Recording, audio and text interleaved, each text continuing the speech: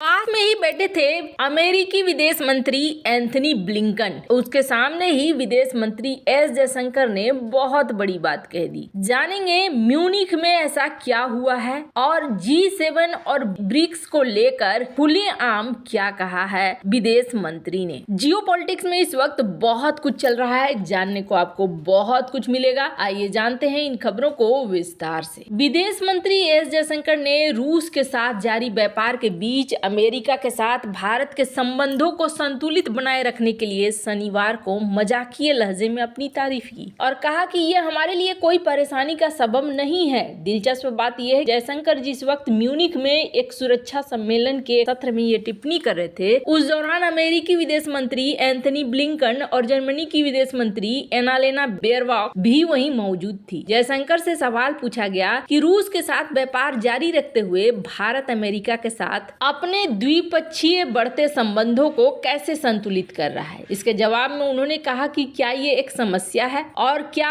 ये एक समस्या होनी चाहिए। मैं इतना स्मार्ट हूँ कि मेरे पास कई विकल्प है, आपको मेरी तारीफ करनी चाहिए। उनके बगल में अमेरिकी विदेश मंत्री ब्लिंकन बैठे थे। ये पहली बार नहीं है कि विदेश मंत्री एस जयशंकर ने सस्ता रूसी तेल खरीदने के लिए भारत के रुख और प्रतिबद्धता को जाहिर किया हो। पहले भी कई मंचों पर वो भारत का रुख साफ रख चुके हैं। विदेश मंत्री एस जयशंकर ने गाजा में मौजूद स्थिति को लेकर भी चिंता जाहिर की और कहा कि भारत कई दशकों से कहता रहा है कि फिलिस्तीन मुद्दे का द्विराष्ट्र समाधान होना चाहिए और अब बड़ी संख्या में देश न केवल इसका समर्थन कर रहे हैं बल्कि इसे पहले की तुलना में अधिक जरूरी मान रहे हैं। विदेश मंत्री ने 7 अक्टूबर को हमास द्वारा इजरायली शहरों पर किए गए हमलों को आतंकवाद बताया, लेकिन साथ ही तेल अवीव की प्रतिक्रिया का जिक्र करते हुए कहा कि मानवीय कानून का पालन करना इजराइल का अंतर्राष्ट्रीय दायित्व है। डॉक्टर एस जयशंकर ने कहा कि यह महत्वपूर्ण है कि इजराइल को नागरिकों के हताहत होने के प्रति बहुत सचेत रहना चाहिए। संघर्ष को लेकर भारत की स्थिति स्पष्ट करते हुए उन्होंने कहा कि इसके विभिन्न पहलू हैं और इन्हें मोटे तौर पर 4 बिंदुओं में वर्गीकृत किया गया है। उन्होंने कहा कि पहला बिंदु हमें स्पष्ट होना चाहिए कि 7 अक्टूबर को जो हुआ वो आतंकवाद था, इसमें दो राय नहीं है, यह आतंकवाद था। जयशंकर ने कहा कि दूसरा बिंदु, जैसा कि इजराइल ने जवाबी कार्रवाई की, यह महत्वपूर्ण है कि इजराइल को नागरिकों के हताहत होने के प्रति बहुत सावधान रहना चाहिए था। मानवीय कानून का पालन करना उसका एक अंतर्राष्ट्रीय दायित्व है। विदेश मंत्री ने तीसरे बिंदु का जिक्र करते हुए कहा कि आज बंधकों की वापसी जरूरी है। उन्होंने कहा कि चौथा बिंदु राहत पहुंचाने के लिए एक मानवीय गलियारे की जरूरत है। जहां एक तरफ ये सारी बातें हो रही थी, तो वहीं मैं चाहती हूँ कि इस वीडियो को आप सुनिए जिसमें उन्होंने ये सारी बातें कही है।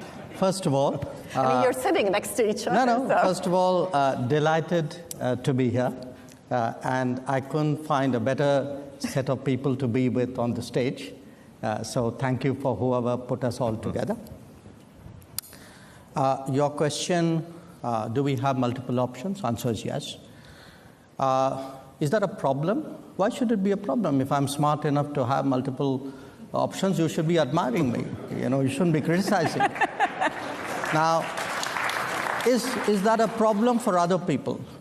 I don't think so. I don't think so, certainly in this case and in that case, because look, we try to explain what are the different pulls and pressures which countries have. And it's very hard to have a unidimensional relationship. Now, again, different countries and different relationships have different histories. If I were to look, say, between the US and Germany, it is rooted, there's an alliance nature to it. There's a certain history on which that relationship is grounded. In our case, it's very different. So I don't want you to even inadvertently give the impression that we are purely and unsentimentally transactional. We are not. We get along with people, we believe in things, we share things, we agree on some things, but, there are times when, when you're located in different places, have different levels of development, different experiences, all of that gets into it. So life is complicated, life is differentiated, and I think it's very important today not to reduce the entire complexity of our world into very sweeping propositions. Yeah. I think that era is today behind us. So I agree very much with what Tony said, which is good partners provide choices. Smart partners take some of those choices. But sometimes there will be choices on which you say, well, I think I'll pass up on that one. It's a very good point, which brings me to the BRICS and the rise of middle powers, because that is one of the shifts that we see today. To what extent do you think that is? आपको बता दें, यहाँ पर आपको साफ तौर पर दिखा कि किस तरीके से विदेश मंत्री इसी सम्मेलन में ब्रिक्स की भी बात हो रही थी। तो डॉक्टर एस जयशंकर ने ब्रिक्स को लेकर एक बड़ा खुलासा किया और इन्होंने कहा कि अगर आप ब्रिक्स की ही बात कर रहे हैं तो आप समझ लीजिए कि ब्रिक्स में आज 30 देश हैं जो ज्वाइन करना चाहते हैं। जिस वक्त ब्रिक्स शुरू हुआ था उस वक्त पश्चिमी प्रभाव बहुत ज्यादा था, पर आज की डेट में 30 देश हैं जो ब्रिक्स को ज्वाइन करना चाहते हैं। और यहाँ पर ये बात कहने के पीछे एक बड़ा कारण है, समझिए। G7 से G11 होना था, यानी G11, लेकिन इसको बढ़ने नहीं दिया। किसने नहीं बढ़ने दिया? उस वक्त जर्मनी के ऊपर ये आरोप लगा और कहा गया कि जर्मनी नहीं चाहता है G7 को G11 बनने देना।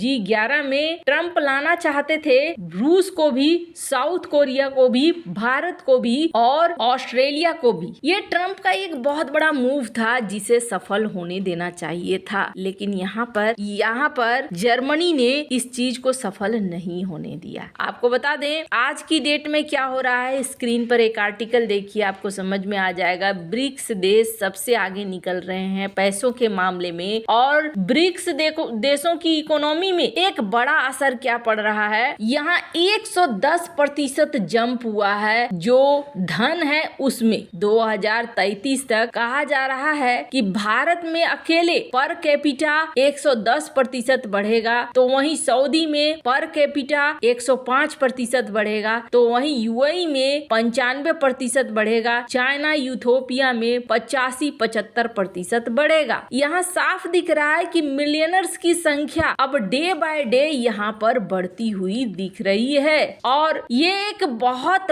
बड़ी वजह बन रही है ब्रिक्स के सफलता की। बिजनेसमैन ज्यादातर बहुत दूर की सोच लेते हैं और ये चीज अमेरिका सोच नहीं पाया और इसका भुगतान इस वक्त करना पड़ रहा है। खैर, अभी के डेट में यही ब्रिक्स सबसे बड़ा टेंशन बन रहा है अमेरिका के लिए, और ब्रिक्स की करेंसी एक बड़ी टेंशन बन रही है। वैसे आपको क्या लगता है इन सब मामले में? आपकी क्या राय है? कमेंट कर जरूर बताएं। जल्द मिलते हैं अगले वीडियो में नई खबर के साथ।